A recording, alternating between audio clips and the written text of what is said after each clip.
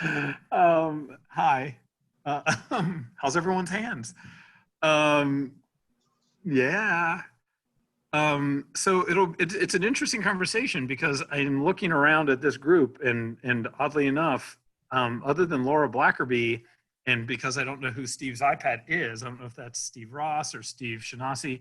I think everybody on this call wears Nikes, um, or at least with some regularity wears Nikes, which is interesting. And I'm going to use some Nikes to kind of show a couple things.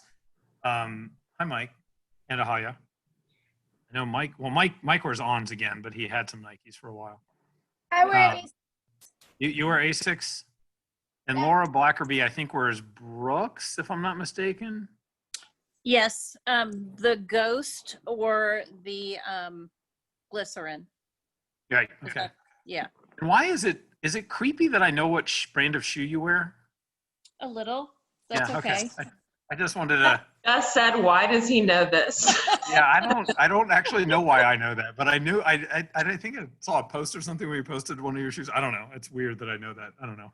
I mean, I also know what shoe Paul wears. So it's like a weird, it's just a weird thing. I don't know. Hi Dan, how are you? Um, so this is kind of for yeah, that's true, Caroline. Your comment.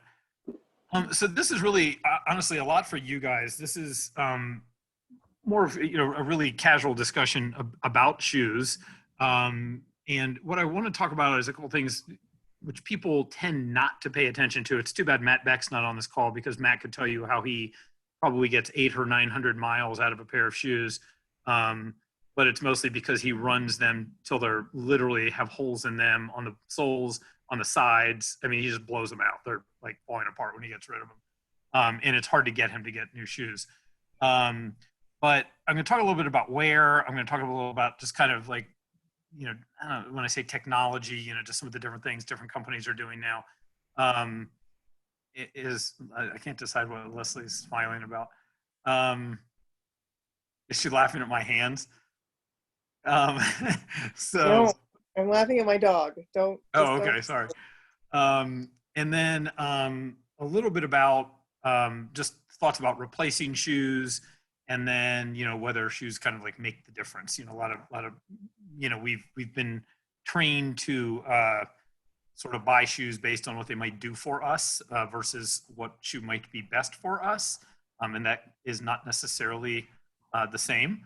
So I'm going to talk a little bit about that and just answer questions you guys might have about specific issues you might be having, or questions or ideas or thoughts. So interrupt if you want. You can type something in the chat, or you can literally interrupt me. I have no problem at all doing that. So first of all, the big topic, and this is one that I know for many of us we fall into a pattern with our shoes, meaning we find a shoe and we tend to, either, well, I'll speak for myself a little bit here. I mean, I overbuy, but I mean, buy a couple pairs or 3 pairs or whatever, and you'll continue in that shoe line, and or if the model changes, you will follow the model. So, you'll say, okay, Nike came out with, to use Paul's example, the Flyknit, or the Zoom Fly, and then there was the Zoom Fly 2, and then there's the Zoom Fly 3. And as Paul sort of proved out, while the models, keep some things in common, they also change some things. Most companies don't, I'll say, rest on their laurels. Most companies are continuously trying to reinvent themselves a little bit, or at the very least reinvent the shoe, for the sake of actually keeping customers versus, and introducing new ones, but mostly keeping the customers who love the shoe. Often it backfires and they actually lose customers based on, changes they make, or what they would see as improvements, but actually make the shoe feel different. In some cases, make it look different. I know some people just flat out don't like it, and that's okay. I've run into that multiple times where, companies will, you just keep buying the same model or the new and improved version of it, and find, a couple models in, you're just hooked. And then they, 3 models in, they change it and you hate it. And I've had that happen multiple times. So, I always tell people, you know, you absolutely can follow the model, and that typically will make sense. But also don't be afraid to fall back on old models. So again, I'm going to use Paul's kind of concept as an example, you know, and or use my example. I run in the Zoom Flynet, which is the Flynet 2. It's the version 2 of the Zoom Fly. And there, I also have some of the Zoom Fly non-Flynet version 2 of the shoe. And what we were just talking about is I don't like them as much. It just feels a little different. Shoes, like the construction of the shoe is identical, just is the upper, meaning the top of the shoe, meaning, you know, I'll tuck in some of the shoelaces here, but you know, this part of the shoe is physically made of a different fabric. So I actually don't love the ones I'm running in. Again, from basically here down, it's identical. But the upper is just a different fabric, and I don't really like it. It just doesn't fit the same way. It doesn't wrap around my foot the same way, and it actually, oddly enough, tends to sort of like loosen up when I'm running, and the tongue moves and all kinds of stuff. So, you know, I always tell people when a new model of a shoe, when the new version of the shoe that you wear, let's say, comes out and they've changed the model or changed something about it, I always recommend trying it on, or at the very least trying it, or making sure that when you do try it, that there's a return policy, as you know, as Paul demonstrated. You know, the Zoom Fly 3, he's the second person in a couple days I've heard say they really didn't like it at all. So we've become creatures of habit. We fall in the same line of shoes. The other thing we do, and this group is famous for this, and it kind of stems from actually this shoe, which is Laura's, which is, as everyone probably already knows, this is the 4%. This is the Nike 4%. And, you know, I mean, I can hold, you know, this is a pair of her Zoom Flies, and on the surface, you know, they look like pretty much the exact same shoe other than color, right? I mean, I can just feel this is a heavier shoe than this shoe. There's also a $100 difference. This shoe is $250. This shoe is $150. Again, Paul's smiling because he knows. So, you know, my only point here is that, you know, we had a lot of people who jumped on this one and, you know, just went, oh my God, it's life-changing. And I'll admit, it's a wonderful shoe. It does feel different to me. And it has a fit and a feel and what I'll call performance that is, to me, very different feeling than most shoes I've ever run in. I run in a lot of different shoes. That being said, so what has transpired since that shoe came out, the Nike 4%, and then all the shoes within that line, which includes this is the Zoom Fly. The actual real name for the 4% is the, Vaporfly, sorry. So this is just called the Zoom Fly. This is called the Vaporfly. The Vaporfly is just lighter weight, has a little bit different construction to the carbon plate, et cetera. But when that line of shoes came out, especially within our group, within the BE Run Project, we had a lot of people saying, like, singing the praises of these shoes and just saying, oh my God, they're amazing. They're going to change your life. They're fast, they're light, they fit great. They have a bounce and a spring to them, you know, blah, blah, blah, blah, blah, which drove a lot of people to, you know, kind of like decide whether they were going to like put their, you know, tippy toes in the pool and test them out. One of those people was Leslie Jane, who bought a pair, I believe, at the Columbus Marathon to try them out. And that's great, right? So it's like you say, okay, I found a great shoe, I recommend it. What you have to be very careful of, and this is sort of the big picture, you know, shoe thing that I'll state for everyone involved. What works, let's say for me, doesn't necessarily work for Leslie, doesn't necessarily work for Paul, doesn't necessarily work for Kurt, you know, and you go down the line. It might, but one of the things I'll tell you before we delve into any of the details of shoes is don't ever let someone talk you into liking a shoe that doesn't feel great to you.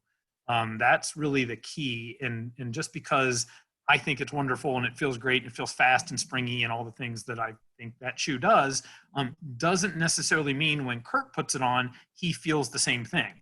But what Kurt might be driven to do is he hears 10 people sing its praises and say, it's amazing, spend the $250, you won't regret it, it's wonderful. and then Kirk goes out and gets a pair and runs in them because he thinks it's the right thing to do because everyone else says it. But actually they don't feel good. He doesn't like them. They don't fit right, et cetera, et cetera, et cetera, which can often lead to injury, if not just straight up unhappiness. We become creatures of habit, but don't become a creature of someone else's habit, is what I would sort of caution. And so I think it's great for people to share their experience with shoes. I mean, it's kind of like, in some ways, how else do you know, right? Other than going to a running store and just having someone recommend it. And often in our circles of, what we'll call, the people we train with and train around and the people around on a regular basis, we trust them, right? Maybe more than, let's say, going to a running store and having a salesperson, quote, sell you a shoe. And I think that's wonderful. And I think it's actually great information, and anecdotal experience with shoes is not only helpful, but often informative. What I might feel in a shoe, I can say to Leslie, hey, when I ran in that 4%, it did this, but I also felt like this weird thing in my heel. And she might go, oh yeah, I felt that too. And maybe that's not a good thing, right? So you want to share those experiences, but be cautious whenever you're buying a shoe, that you're buying a shoe that is right for you. That doesn't matter if it's right for me, it's got to be right for you. So that kind of gets us into what's the right shoe for you. I worked in a running store for 4.5 years. One of the things, and Jeff Clift, who's in Caroline's kitchen there, might chime in as well. But walk into a running store and look at the wall of shoes and look at Jeff. Jeff must be nodding, saying, "I know more than Rick does," which he probably does. But walk into a running store, there's tons of shoes. I was going to say hundreds. There probably are hundreds of different running shoes. And there's a reason why there's lots of different running shoes, not only because it's, consumerism and, companies put out different shoes, but there's a reason why all those companies exist and continue to exist. It's because people like them and put them on, and they feel good, or they perform well, or they're the right, fit for them, et cetera. And by fit, there's lots of things that come into play there. So, I often tell people, especially if they're not happy with their running shoe, go into a store, try on lots of shoes, run down the street in them, run around the store in them, run on the treadmill in them, whatever it takes for you to get a feel for it, and get something that feels right. So first and foremost, you want to get a shoe that feels good to you. It doesn't matter if the salesperson tells you it's great. It doesn't matter if I tell you it's great. It's got to be great for you. So try on lots of different shoes. I mean, it can be everything from, what a shoe feels like, and I'll kind of turn this here, what does a shoe feel like over the front of your foot here? Is it too tight here? Something called the heel counter, which is back here. How does this cup your foot or hold your foot? And often people, for me, it's a real weird thing, but I don't like the height of this. So the height right here and what's happening kind of back here and where that hits me on the back of my heel, it will truly change. Like I might put on a shoe and go, nope, that doesn't feel right. Like it doesn't fit right. It doesn't hit me in the right spot on my foot. So try things on because it makes a huge difference. So number one, get a shoe that feels great for you. And I'm going to say kind of an overarching thing after I get through all these ideas. Number two, and it's completely fine, and I'm going to pick on Laura Blackerby, but actually that's okay because it works for people and it helps you to put it on and use it. And that is, buy a shoe that you like the look of it. I mean, don't buy it, if you put on a shoe and you're like, this is butt ugly and I'm not going to wear this shoe, don't get it. I mean, if you hate it and you're not going to wear it, don't get it. You're just going to end up being unhappy with it. There's nothing wrong with a little vanity when we go out for a run. If you're spending $100 plus on a shoe, in my opinion, it's completely fine to like the way it looks. There's nothing wrong with that at all. I will say though, Rick, when I did get the shoes that I liked, Yep. they were in the brand and model that I've been walking. And Oh, totally. yeah. Yeah. Oh no, I know It just that, happens and that's why. they put out some fun ones. So. Oh, I know. Yeah. Sure. Yeah, and I'm not picking on you because I think you made a bad choice. I was picking on you because you actually do buy the brand and the line that you continue with. You just happen to be able to find colors and patterns and things that you enjoy. Yep. Have a good time. Yep. And that's great. I mean, I'm going to be brutally honest. Like, I have both of these shoes. I currently have a pair of these that I just finished wearing, and I have like 2 pairs of these upstairs in a box. And I kind of like these better than these. And so I tend towards these and bought more pairs of them than I did these just because I like them. And so, that's completely fine. And it's reasonable and appropriate to buy a shoe that you think looks okay. The third thing is, and this can be a big determining factor for many people, is buy a shoe that's priced right for you. And don't let, this coming from a dumbass over here that buys the shoe that he wants and just spends money on shoes. But don't necessarily spend more money to get a shoe just because the money seems to equate to a better shoe. Does that make sense? So spend the money on a shoe that feels good for you. A good example of this is I used to love, and still to some degree do, I just haven't run in it in a couple of years, but the Saucony Kinvara, for example. Kinvara was $100 shoe forever. I mean, it was like it was always like literally like $100 even or $99, which is in today's world relatively inexpensive for a new pair of shoes. And I loved them. I mean, it's what I wore. They felt great. They were my favorite shoe. And the price was right? So, I mean, I couldn't really talk myself out of that shoe because it was $100 and they were always good and they worked well. And every time they changed the model, I actually still liked it. So it's okay for it not to be, let's say, the most expensive shoe in the line, as long as it feels good, looks good, and is the right type of shoe for you. And now I'm going to go kind of to that question, which is the type of shoe for you. There's some simple things here, but I'm going to talk a little about pronation, people who pronate, and people who supinate. Those are sort of the two things. And then in between that, there is neutral, right? So pronation, this is, by the way, a left shoe. So just so you know what I'm going to do with it. A pronator, and we all have a natural pronation when we land. In other words, I'll use my left hand since it's a left shoe. But when we land, we all come in a little bit. So in other words, if you put your left hand out, you tend to push off of your big toe. I mean, in this case, it's a thumb, right? But we all kind of come in, we land, and then we push off of our big toe as we move through the gait cycle. And so pronation, meaning your foot is slightly turned inward. I'm exaggerating this for the sake of this conversation. But pronation is more this direction. Supination is you're more on the outside of your foot. So it's this direction, right?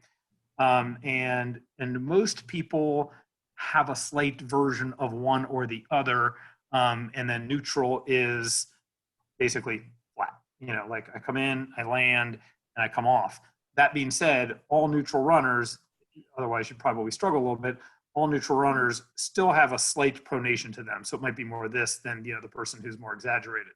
And you heard, if you were on the calls with Eric Oliver and Eric Schneider, they both talked about this a little bit, and how the gait comes in, you push off your big toe and you come up. And so you'll often hear people say like, oh, I broke my pinky toe, can I still run? The answer is almost always yes, because your pinky toe has very little to do with your running gait. Whereas like, oh, I broke my big toe, that's going to be a problem. Yeah, that's going to be a big problem because you really use your big toe as almost your springboard as you come out of your gait cycle, if that makes sense. Does anybody have a question about that concept, what I'm talking about? So, okay. If you do, again, just interrupt. So I completely agree with you, by the way, Paul. I never thought I'd like Nike either. I didn't wear them for 20 years. I hated them.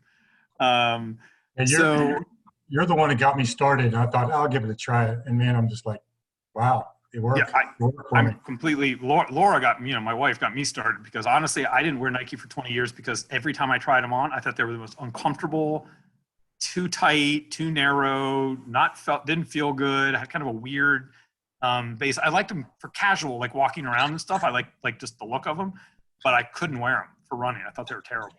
I just didn't ever think they had a reputation for being good marathon shoes. I mean, they're years ago, yes, but not, they didn't have a huge following until, certainly in the last, let's say 6 years.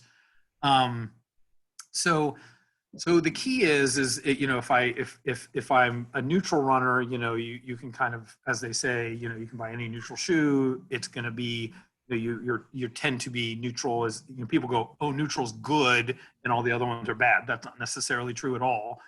Neutral just means You don't have any corrective measure that may or may not make a difference in how you run, and or may not make a difference in the shoe you could use. In neutral shoes, I'll just give you some quick examples. These Nikes, all these Nikes, the Zoom line, they're all neutral shoes.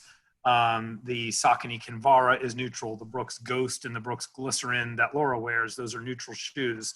The shoe that Leslie's wearing and Kurt is wearing, the Epic React and the Infinity React, those are neutral shoes.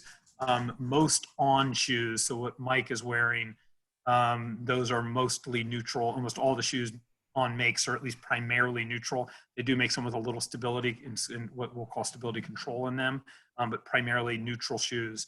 And so Caroline, typically, again, same thing, wears neutral shoes. Paul, obviously, wearing with the shoes you're wearing, they're neutral shoes. So they are all, at least for most of this conversation, neutral shoes. What does that mean? What it really means primarily is that there is, again, no corrective measure being taken by the shoe itself. And what is that corrective measure? I don't own stability shoes, so I can't show this to you, but I'll give you the concept. So when somebody pronates, not promates, when someone pronates, again, that their foot will typically tip in a little bit, or what you can also see and what it will be demonstrated by people is your arch under here, your arch does what's called collapsing. So as your arch collapses, as you come in, your arch hits the ground and kind of does this, which forces your foot to kind of tip inward, if that makes sense, because your arch doesn't give you as much support. So your arch, if it stays more rigid and we'll say arched, you come in, you don't have this lean because this part of your hand right here, or again, when I'm demonstrating my hand, part of your hand pushing down, which is your foot, doesn't tip inward, which causes the rest of your foot to follow, if that makes sense. So it doesn't cause this to happen. What takes place when your foot does do that? So if you have what's called a collapsing arch, or you have a very flat foot, which will sometimes cause, when your foot becomes sort of stable and flat, causes, again, that arch to tip inward and causes you to pronate. The corrective measure that most shoe companies will take is they build something into the arch, which is the area of the shoe here, right? Nikes, it's hard to show as much on these shoes because they have such a wide outsole or thick outsole. But when you correct the measure, I'm going to kind of use my hand to wrap here, they will actually put a piece around that part of the shoe like that. So as you tip inward, this piece right here, right, it kind of wraps around the bottom of the shoe and the side of the shoe, not the top. But when you land, instead of allowing that your foot to come inward and rotate the shoe inward, it actually physically stops that rotation. So as you come in and land, instead of doing this, you come in and land, and it kind of stops you and allows you to continue through the gait cycle. So that is by far the most common other shoe. So if or type of shoe. So you have neutral, and then you typically will have stability shoes. And a stability shoe, or what we'll call a stability control shoe, or what we'll call a shoe that has some sort of control mechanism in it, simply is trying to prevent your foot from doing this. It's trying to prevent your foot from rolling inward, which can put too much pressure and too much force inward and causes people to ultimately either injury, and of course, everything that's happening in your foot translates up through the rest of your body, your knees, your hips, etc. So when you go into a store, you're going to typically hear the question of, somebody's going to look at your feet. Somebody's going to say, let me take a look. Let me see how you walk. Let me put you on a treadmill and see how, when you're on a treadmill, how do you run? So these are my feet, feet now. Do you come in? Do you go out? Are you neutral? It's very uncommon to see supination. So, sorry, I'm trying to get in front of my camera here. Supination, which is coming more on the outside of the foot, like coming out and landing, and then it's kind of a more aggressive version of this. It kind of happens, and again, I'm exaggerating, but you land on the outside, and then as you come in, you rotate, push off, and then go. It's very uncommon to find a supination control shoe, if that makes sense. So they tend not to correct supination because it's very, very uncommon to see somebody who does it in an exaggerated way. You'll see somebody who comes out a little bit maybe, but it's very uncommon to see a corrective measure being taken by the shoe itself. So you're typically going to either run into a stability shoe, which is again going to have that control in the arch, or you're going to run into a neutral shoe. No pun intended. What I'm saying, run into. And honestly, you'll hear more aggressive stability control shoes, and then you'll see like a less aggressive. So one of the more common shoes that people have heard of. Oh my God, I just totally spaced out. What's the Brooks shoe that is so common that everybody wears? Help me out. Say it again, Paul. Adrenaline. Adrenaline. Thank you. Oh my God, I wore it for years, and I shouldn't have been wearing it. Thank you.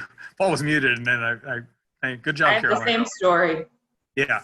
So I wore the Brooks Adrenaline forever. And I mean, I was put in it. They were like, this is the right shoe for you. And I mean, I literally wore it for, I think, 5 or 6 years.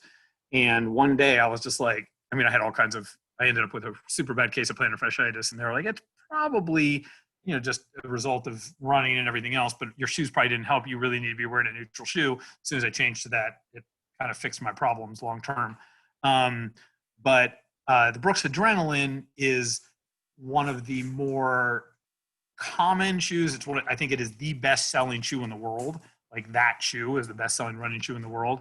And it is because it does a good job of controlling stability or controlling pronation, but it doesn't do it aggressively. So you'll see a lot of people, which is probably why they put us in at Caroline, is you'll see people who like don't necessarily have a stability issue. They'll put you in a Brooks Adrenaline because the Brooks Adrenaline feels good to a lot of people.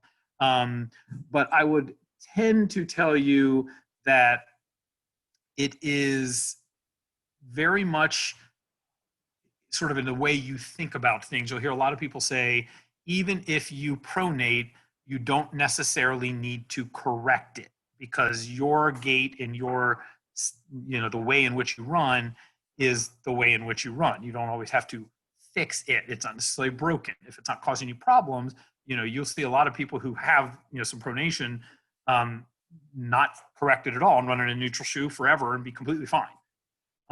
What you tend to see is people who pronate more aggressively. So when they're really coming down and their foot is literally tipping inward, the reason you want to typically control that and use a stability shoe is because as your foot and then your legs connected to your foot, as you come in this way, it's tipping your leg the other way. And what that will tend to lead to is bad knee and hip issues over the long run, no pun intended. And so that control is often necessary for people because it can cause honestly long-term and even short-term injury. Paul, do you have a question? Sorry. Okay, sorry.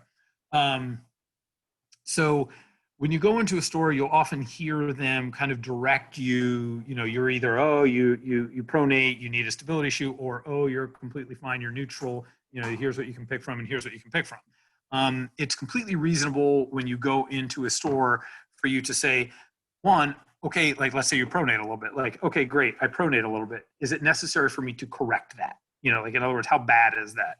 And then you can also sort of, generally look to see, how did you get here, which is going to kind of lead me to my next thing, which is you can look at the wear pattern on your shoes. And especially if this is easier to do if you are a person wearing a neutral shoe. So if you take your shoe and you look at the bottom, wear patterns are the easiest thing to check.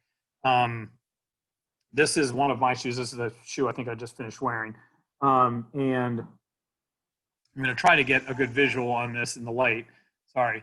But you can see this is the inside of the front of the shoe, right? You can see it pretty much, the tread is pretty flattened out, like I've worn through it. And there is a reason the tread is there. The tread isn't just there to give you great traction as you run down the street, but the tread is actually there. Think of it like a car tire. It's actually meant to show you how worn your shoe is, right? So, you can see here, it's very, very kind of flattened out, like you can't see the tread pattern because when the shoe began its life, it all looked like this down here, right?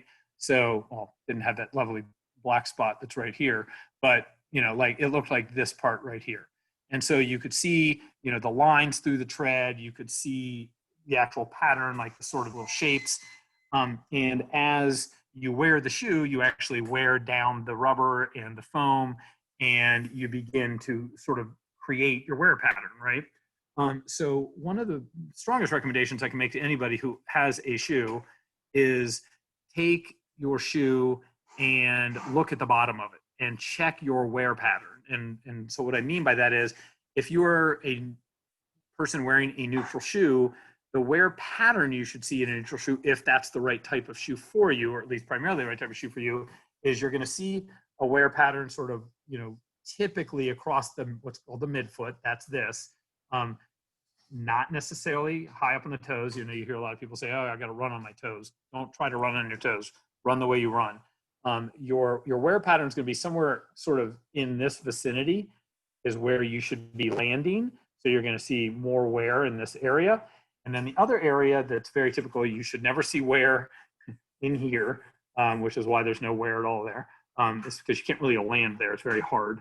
But you will see wear again. So in the midfoot or forefoot. So this is sort of the midfoot and this is sort of the forefoot up here. And then most people will have a little wear on the outside of the heel on the back of their shoe, right? So if you guys can see it, I killed these. You can see this heavy wear right here. These were done. So you can see it kind of breaking down in that heel area. And people say, oh, does that mean you're a heel striker? The answer is no, it doesn't necessarily mean you're a heel striker. It also is not bad if you are a heel striker. But I'm sort of a midfoot to forefoot runner. Again, you can see that pattern a little bit on the outside. Like I'd rather it be, sort of central, but it's a little bit out here. And the thing that you will see, sorry, it's a little bit on the inside, which is where it should be. Sorry. But the thing that you should see is, again, you'll typically see this outside of the heel wear, because as we come through the gait cycle, almost everybody tends to have a little bit of heel contact at some point in the gait cycle, whether it's as they lift their foot, as they, quote, come in for a landing, or even in some scenarios just before they push off as they roll through the gate and push off. So I tend to do what's called scraping my heel, which is why that is so like torn up right there, is because I tend to do it as I either landing in or pushing off, and I tend to brush my foot across the pavement. So this is pretty typical for my wear pattern. Whoops, sorry. What I was going to show you is on another recent pair, is I tend to, again, land just inside of center. So again, I pronate a tiny bit, which is actually an okay thing because it's a natural pronation. I tend to come in a little bit and sort of land on my, we'll say pointer toe, but if you use your finger, you're that first toe in from the big toe. But you can see on this pair, and it's not, I didn't get more mileage out of them, but you can see the wear I have in that spot. I mean, I completely blew through the black rubber on the outside. But my wear pattern on the outside of the heel, this is a right shoe, is actually less than the other pair. Does that make sense? So I was just landing a little bit more aggressively here for whatever reason, and a little less aggressively here. All of my shoes, the last 3 pairs of these that I've worn, I've gotten approximately 430 miles out of all 3 pairs, almost identical mileage, within like 10 miles of each. And it's pretty common that you'll see like about 300 to 500 miles. Everybody's different. Some people wear it more aggressively. Some people wear it a little less aggressively. Some people get, 500 or 600 miles out of shoes. The Matt Becks of the world, again, shouldn't wear them for 1,500 miles or 2,000 miles like he does. But I'm also like, who am I to argue with Matt? He's twice as fast as me, so it's a little hard to argue. He might be able to do it barefoot. But my point is kind of the 300 to 500 mile thing is about, there's a reason and there's a rhyme to that reason is, the world has found that that's sort of the range for almost everybody. But if you have a Garmin, this is a good note. I don't know if everybody doesn't know this. Garmin has, at least for most of their watches and most of their apps, in the Connect app on the phone side, they have a gear tracker. So if you sync your watch to your phone, go into Garmin Connect, thank you. And there is a setting where you can actually input your shoes and therefore track your shoes. So it'll say like, do you want to use this shoe? In other words, every time I run, do you want it to go to this shoe? You can actually change shoes every time you run if you want. But like I have that set that way, and every time I run, it actually tracks the mileage on that shoe. So I can kind of look at it and know that at least I'm getting close or whatever. But check wear pattern. As you begin to see tread disappear, that's one big sign. The other thing you'll see is you will see something called, so you can see the foam. Now, if I get real close here, can you see all that sort of like spidering in the foam there? Most of the time, foam looks clean and flat, and there aren't all those little lines through the foam right there. As you wear a shoe, the shoe, I'm going to see if I can demonstrate it by squishing it, but yeah, I can kind of do it. As you use a shoe, it squishes and it compresses and then comes out and compresses and comes out. So it's doing this. It's literally squeezing the foam and letting it go, squeezing the foam and let it go. Every time you land, kind of squeezes the foam, right? So as you see that patterning and that's what I call spidering going through the foam as it ages and gets used, the more aggressive that is, that's also sort of an indication of the age of the shoe and it being more used, right? Because the more you use it, the more squished it gets. And the reason it gets those lines in it is because it doesn't, quote, the foam doesn't recover in the same way. So in other words, you condense it, and then when it wants to come back, when it wants to bounce back to its original form, we'll say, it doesn't come back as much. So it might collapse this way, and then it kind of comes up here. So that's why it has those creases in the foam, and that's what you start to see as that spider is actually creases because the foam's not bouncing back. So as foam ages, just like our bodies age, right? Please take this the right way, but as body parts age, you tend to have skin and other parts that sag, right? It's the same exact thing with foam. Sorry, guys, at least on me. So as foam ages, again, it compresses and it just doesn't recover the same way. So another way to quickly tell is just look at the side of your shoe. How bad does your outsole look right here, right? So how much compression has occurred, and you can sometimes, again, in these Nikes, you can see that same thing happening in the back here as well. And again, so check wear pattern first. Is the tread still there? Do I see obvious nicks, cuts, or actually completely, let's say, going through to a different color of tread? So, like this is the great example. This is an indication it's over, right? Because I've actually worn through the outer layer of rubber and I'm actually seeing the under layer of foam by that point. So like this was definitely dead, but it had almost the exact same mileage as other shoes that didn't have that on it. In the case of, I'm going to use one of Laura's shoes. This is a pair of the 4%. So this is the Vaporfly. This shoe, so here's the good news, bad news of $250 shoes. They're awesome. They have a lot of springiness to them. They have, and we can get into technology in a minute, they have a lot of technology built into them, but they actually have a less lengthy life cycle. They actually don't last for as many miles. Why is that? They use lighter weight materials. They use lighter weight foams. They use, in some cases, less material in certain spots. But when you lessen things, of course, right, you're going to wear through it more quickly. So while a Zoom Fly, so while this shoe, again, these look like the opposite, right? These are the opposite colors. They pretty much look like the identical shoe, but this shoe might last 400 plus miles. This shoe might last you 200 miles, 250 miles, something like that. And you'll begin to see this break down at a much more rapid rate. And in Laura's case, this is evident what she actually does with them. And this is also a great idea. She actually writes the date that she started wearing them, right? So March 1st, she started wearing these shoes. And it also is easy to sort of measure that because you can kind of get an idea of how long it takes you to go through a pair of shoes. Same kind of idea.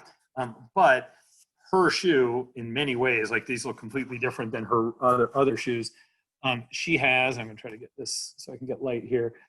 Just the sole is way more beaten up on this, and there's a lot of wear actually through the inside and outside of the middle of the shoe, and some pretty heavy wear on the heel, which she doesn't get typically on a regular pair of shoes. So if I pull up one of her shoes, this is one of her regular shoes. Again, these are they have the identical outsole, like to the same bottom, but like other than being dirty. So sorry, this one is much cleaner. I mean, look how the difference between these shoes. And this shoe probably has, I don't know, 150 to even 200 miles less than this shoe, right? But they're both completely out. Like these shoes were in our garage to get rid of.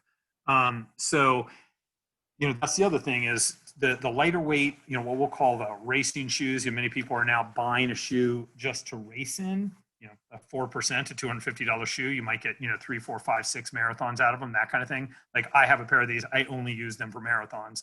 But I also notice that every time I wear them, I can actually see wear from each time I wear them. Now, admittedly, I'm running 26 miles when I wear them, but I can actually see that wear way more quickly than I will after a week of wearing the other shoes where I do 26, 30, 40 miles, you know, that kind of thing.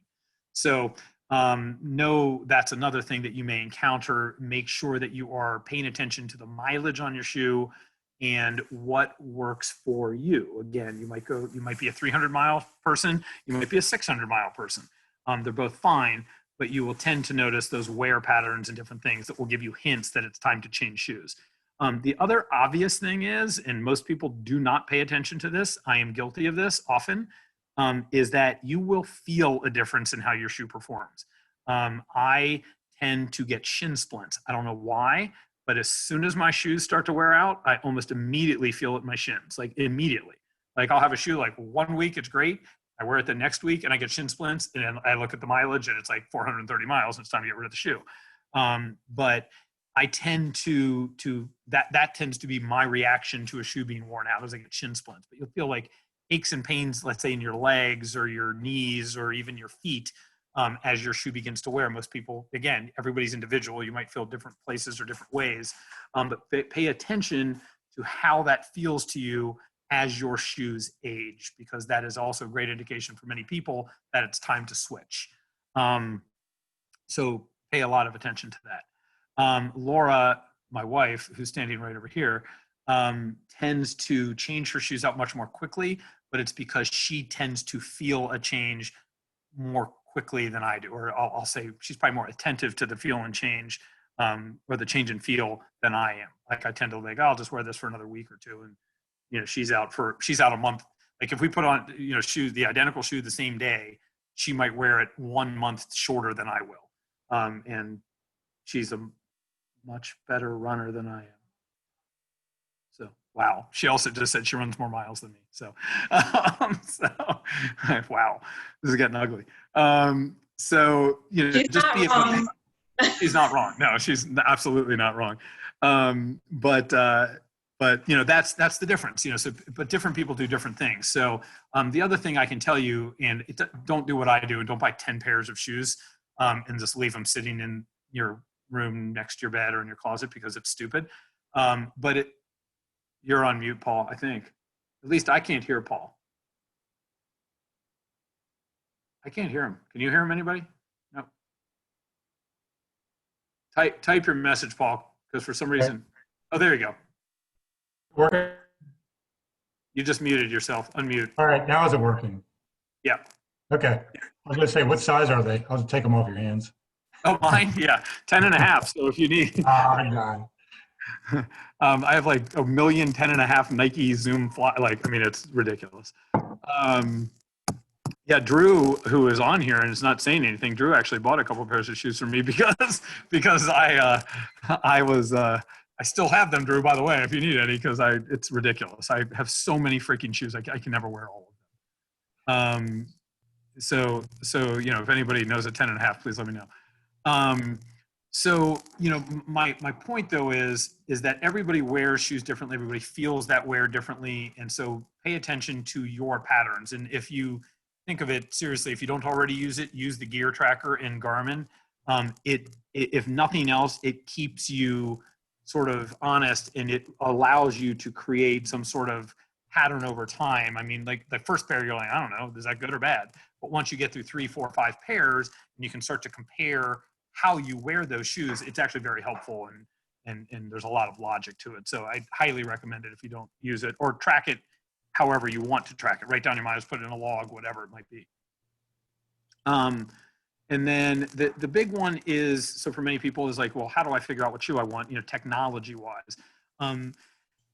Shoes are shoes. I mean, I'm going to be real honest with you. You know, most people could probably wear a running shoe from 10 years ago. And if they're a good runner and their body, you know, your mechanics are good and your gait is good and all of these different things, you can wear shoes, literally, it's 10 years old and you're going to be great, right? I mean, it's fine. It's not like I was faster, you know, 10 years ago than I was today. And it wasn't because the running shoes were better, quote unquote. It was because I was younger, it had very little to do with the shoe in the sense that I was a decent runner wearing decent shoes at the time.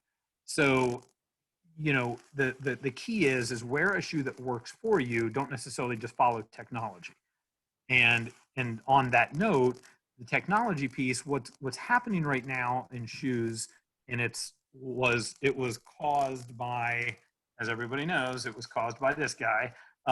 This shoe drove people to go crazy and buy all their shoes up, and get in waiting rooms and pay $500 for them, et cetera, et cetera. Mhm.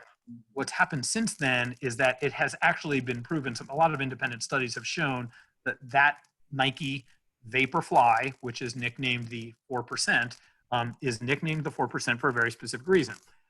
It was shown in a completely independent study, the New York Times did it, interestingly enough, that it actually improved in comparative times across lots of different brands of running shoes and thousands of different runners, was actually shown to improve your running performance, we'll say, by approximately, guess how many percentage points? 4%. Thanks, Mike. Thanks, Caroline. So in all the studies, they actually showed that it was, or 5, or 6, or 7. But it was shown to actually improve your performance by approximately 4%. So in other words, somebody wearing the Nike Vaporfly, and if everything was else identical, if you could clone yourself and put you over here and you put on a, sorry, Laura Blackerby, a Brooks Ghost, even though they're both neutral shoes and they both cost, $150, not that case, but if they did, and you ran in those two shoes, the Vaporfly is going to give you about a 4% advantage. And over a marathon, that's a bit of time. That being said, what that triggered in the shoe industry was everyone started using what Nike was using, which seemed to be the key to the performance factor, which was a carbon fiber plate. So Nike actually, in most of these, this shoe has one as well. It just doesn't run the length of the shoe. In the 4%, there's a carbon fiber plate that runs the length of the shoe. In the Zoom, it's actually not the length of the shoe. It's just a partial plate. What does carbon fiber do, and why has that become such a thing? Carbon fiber has one significant, in a good way, but very controlled, depending on how you tune. You can actually tune carbon fiber. It's a fabric, but then the way you heat it and create it, you can actually tune it. So you can tune it to flex in certain ways, to spring in certain ways, but you can also, it's extremely rigid after it's heated. It's very, very tough, like it's titanium-like in the way it resists breakage, cracking, damage, et cetera. So it's, carbon fiber is used in everything from airplanes down to bicycles and now down to running shoes because of the properties of the actual, again, in this case, fabric, but we'll say in this case, the material. The performance of it allows them to tune it in such a way that it's very stiff and stable, and yet it also has a significant spring. So it has a significant amount of give and push off. So what you feel, at least I feel, and most people do in the Nike Vaporfly, is that when they land and just as they're pushing their foot down, it actually has almost a bounce to it. It actually has a push off, which is, most people will attribute that to the carbon fiber plate kind of bouncing and pushing you forward. And so what you're seeing from a lot of companies is the introduction of carbon fiber plates into their shoe lines. So, lots of companies are doing it now. Saucony just released a whole bunch of shoes that had carbon fiber plates in it. New Balance 6 months ago, a year ago, introduced again a line of shoes, similar to like the Nike Zoom series, that also introduced carbon fiber plates. So you're seeing this kind of happen in different shoe lines because, one, it actually works. I mean, it actually does improve some of the performance and tuning of the shoe, but it, of course, also introduces a raise in cost for many shoe companies. And so, like, again, New Balance introduced a version of it, and they went super lightweight on the shoe. And I mean, the shoe, I think it was intended actually to like race a mile. I think it's even called the 1 mile or something like that. I blank it out on the name. But it's literally made to last, like 100 miles max and use it 100 times or whatever. But it's basically made to go short distances. It's not a distance. Oh God, thank you, Leslie. That's horrifying. But that's my beautiful, beautiful face. And ugh. But the different lines in, Who is that back there? what? Who is that behind Leslie? It's me. It's Borat. It's my beautiful day of being Borat. I'll change it. I know it's such a gorgeous description. It is beautiful. It's so beautiful. It's hard to look at. That's terrifying. So what I would say is, if that concept interests you, try them on and see how they feel. But you're seeing this, what you're starting to basically see now is this trickle down concept of carbon fiber being introduced, not across an entire shoe line, but you're seeing it introduced into like a subsection of various, various shoe lines. So like Nike will have it in, 10 shoes, Brooks will have it in 5 shoes, New Balance will have it in 5 shoes, whatever. But as you begin to see that take place, I'm going to guess it's going to appear in more and more shoes as the world goes on. But that's right now one of the biggest things that you're seeing introduced. Nike, when they just came out with their new Alpha Fly, which is the newest iteration of the Vaporfly, is now using multiple carbon fiber plates and all kinds of other technology in the shoe. Again, they're doing a ton of tuning in that shoe. It's also a $275 shoe. You also cannot get it because people went haywire when it was released and it sold out in like 4 seconds worldwide. So, but I would suggest that if you're interested in that concept of, again, playing around with that idea of the carbon fiber plates, try them on and see if you feel a difference. You can now get these shoes. The key being is it used to only be in the $250 Vaporfly, and they trickle down to a partial carbon fiber plate and $150 Zoom Fly, and then now you're seeing it trickle down to $120 to $150 shoes. You're seeing some introduction of carbon fiber plates, and so that's really the biggest thing now going on in the running shoe world as far as technology goes. Cushioning and all of those different things. 3 years ago, people used to laugh at how thick this was, right? People used to say like, oh, it's ridiculous looking. The new ones make this look like it's tiny. It's like, there's foam. It just looks like a big giant foam piece sitting on, the bottom of like a little tiny upper. So try them on. Some people actually don't like all of that material under their foot. Like it actually feels weird. Like it feels there's like too much shoe. Like a perfect example to me was Hoka, and many people have seen Hoka with like the heavy cushion on their shoes. Now there's a very specific reason why Hoka does that. Most of their shoes are actually neutral. And one of the reasons why they do that is to cushion the blow. And they've been very helpful for people that have actually back issues, knee issues, et cetera, and even hip issues, the cushioning. When I tried a pair of Hokas just to try them, I ran in one of their lower profile shoes.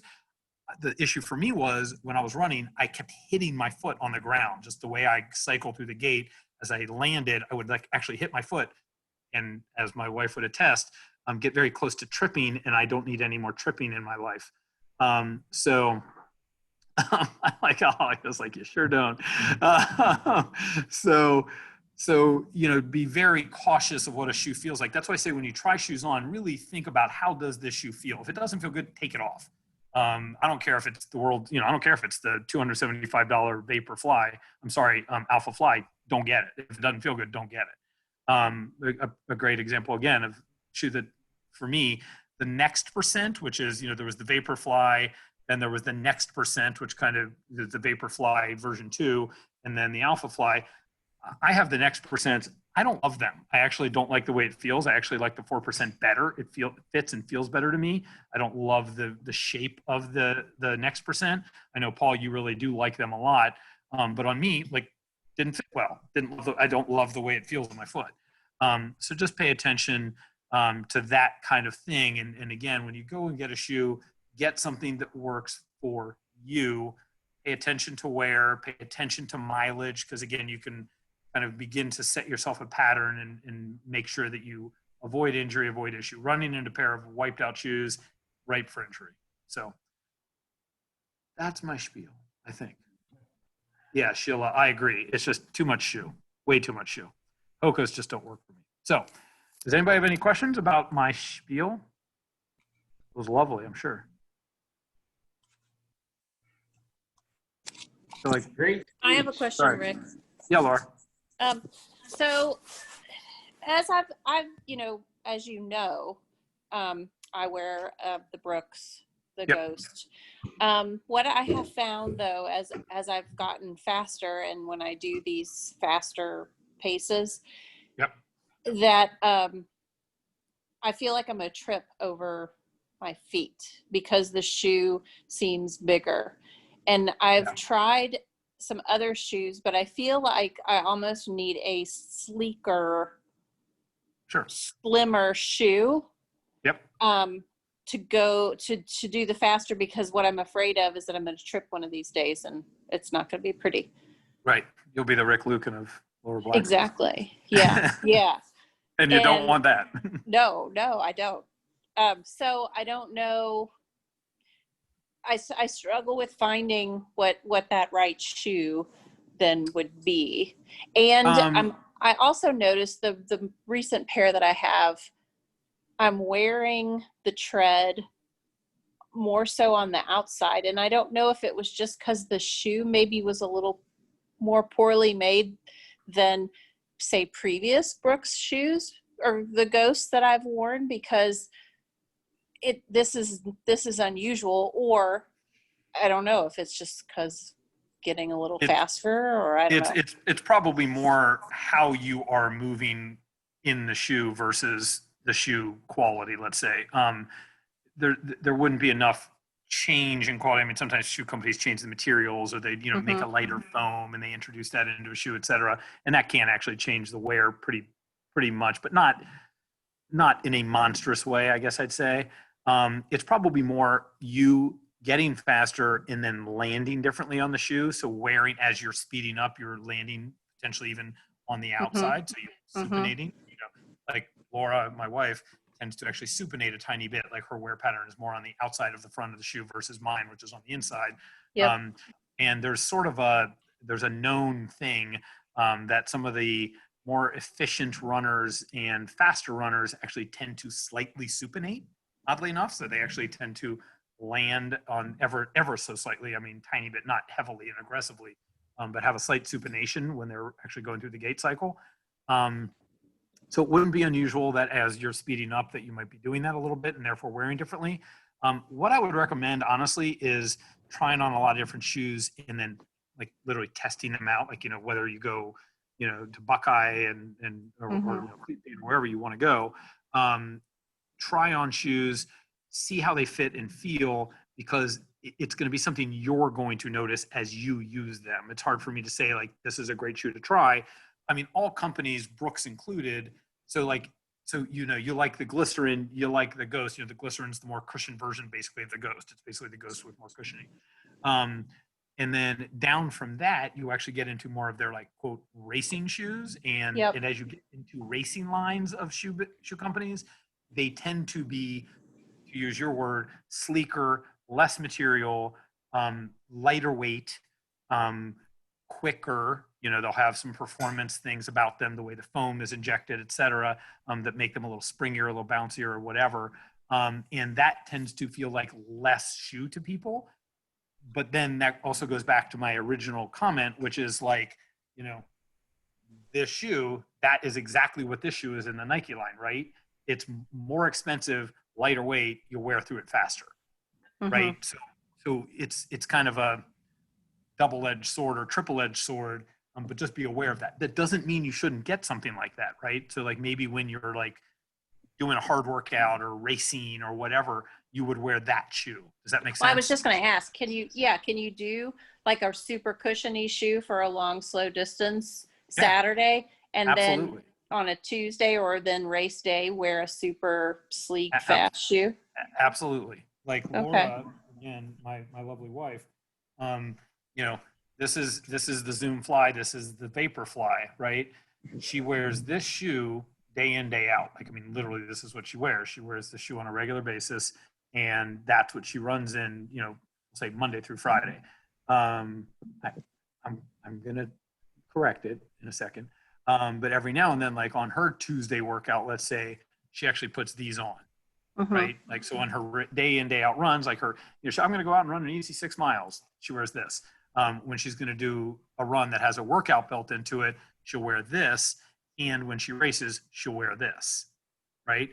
And why does this work? Because these shoes, there's a lot of things in common about them, right? There's a lot of things not the same about them, but there's a lot of things that are in common. They generally feel the same. They fit the same. This has a little more power and speed and spring to it than this does, but they generally fit and feel the same, right?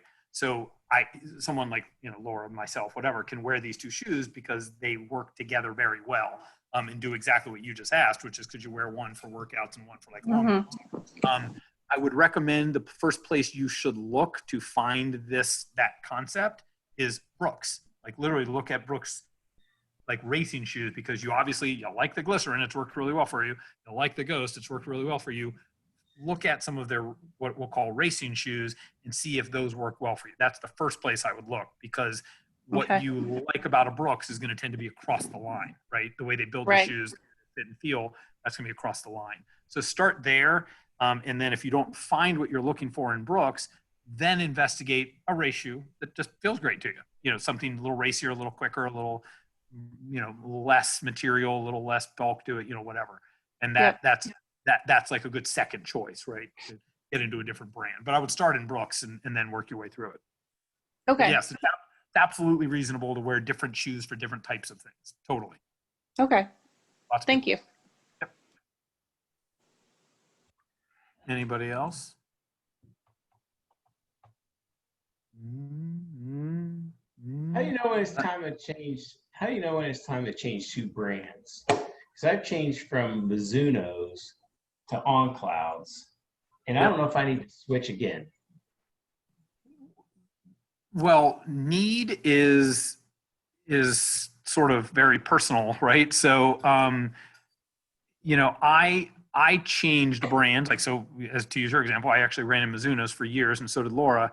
And we actually changed basically at the same time, because we both wore shoes in a very specific line that they made. And as soon as they changed them at one point, we just didn't like the way they felt. Both of us switched at the same time. We both really didn't like them at all, and just totally switched. So when is it time to switch brands? It's time to switch brands when the shoe doesn't work for you. It's time to switch brands when the shoe changes, let's say, in a way that doesn't work well. That, you know, they change the model, they change the foam, they change the fit, they change the feel. Something changes. You put it on and you go, ooh, I don't like this. That's the time to change shoe. Does that mean you have to change brands? Not necessarily, because just because Mizuno shoe A may not work for you, but Mizuno shoe B may be great, right? I mean, people tend to follow brands a little bit, you know, and just like with Laura Blackerby, I was just giving that example. You know, it makes total sense for her to stick with Brooks, at least at the first attempt, because she wears Brooks and likes them, right? You know, it works. You know, when Ahalia said, well, I wear Asics. Well, Ahalia wears Asics. Guess why? She likes it. It works for her, right? So why fix it if it's not broken? So my answer to you, Dan, would be only fix it, meaning change shoes or change brands. Again, you don't have to change brands just to change shoes, but change shoes or brands when that shoe no longer works for you. And you will know when that shoe no longer works for you.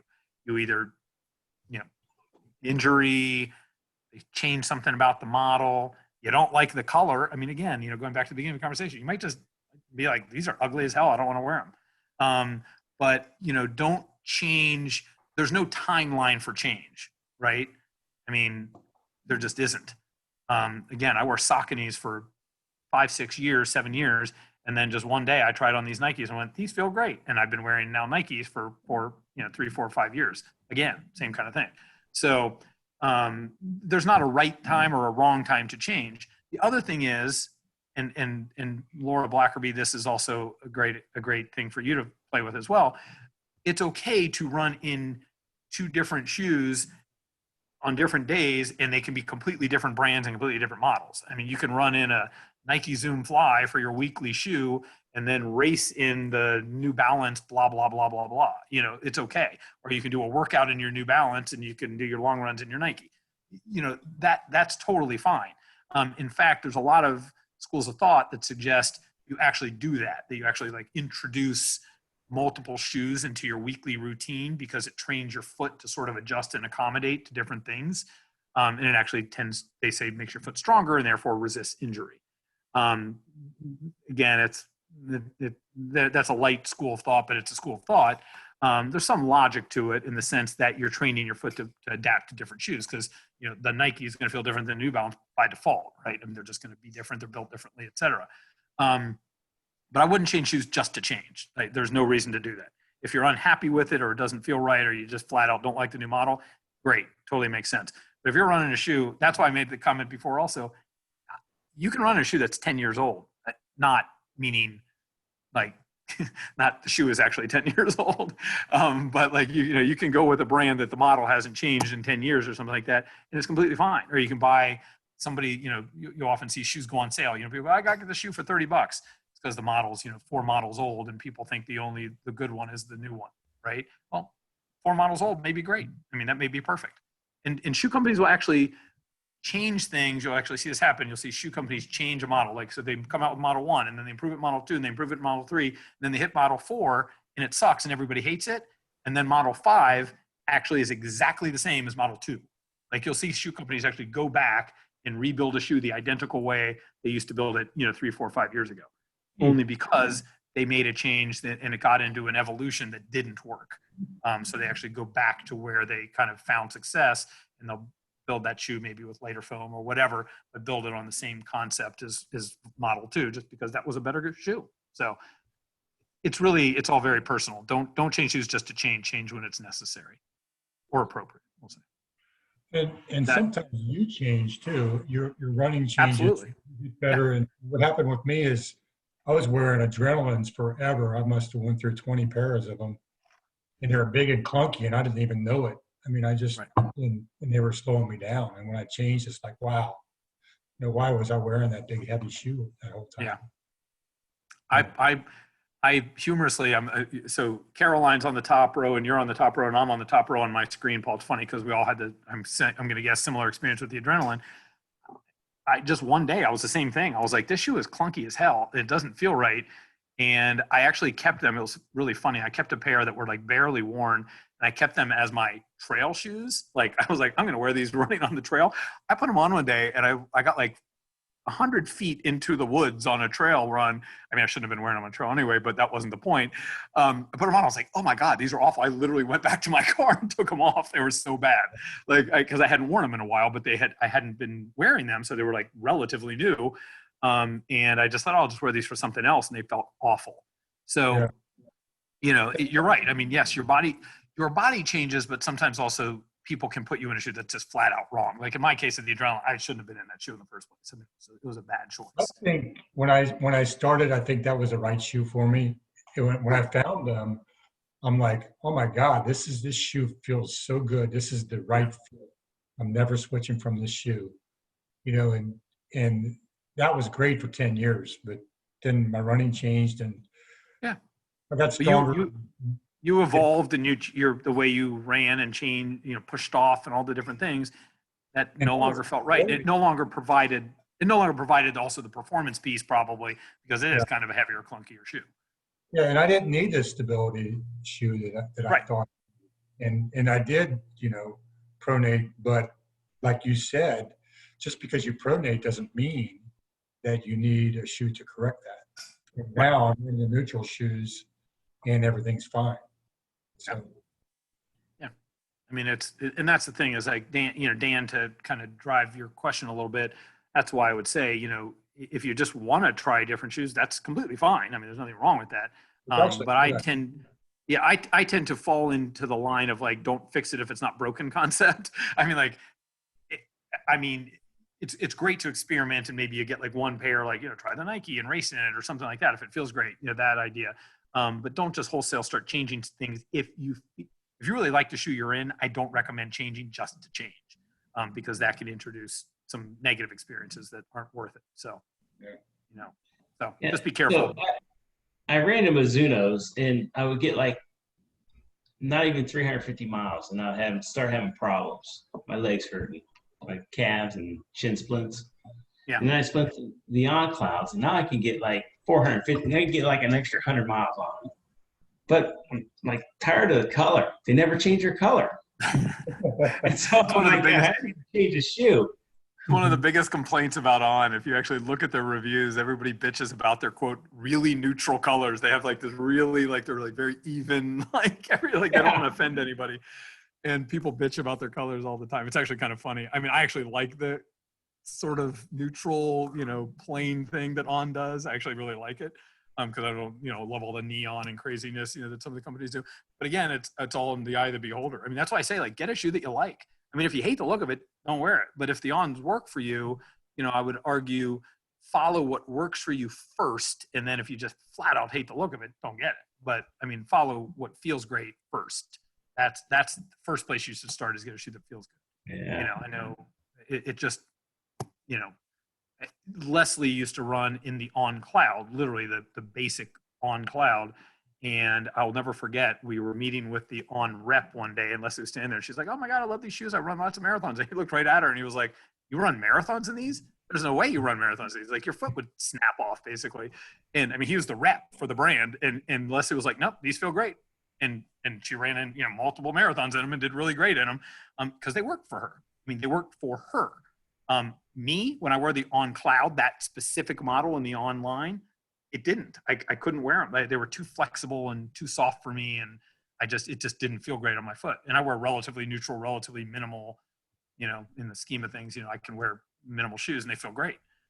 But the On Cloud, that specific one, didn't work for me. So, again, everybody's different. So I think it's great to share all the, the experiences. And when you're running next to them, hey, what's your shoe? Do you like it? That kind of thing. That's great. But don't let that be the decision maker. Let that be what drives you to maybe look at something else and experience it. That's totally fine. So what works for you just doesn't necessarily work for the same people, same way either. So just be careful. I have a final thought.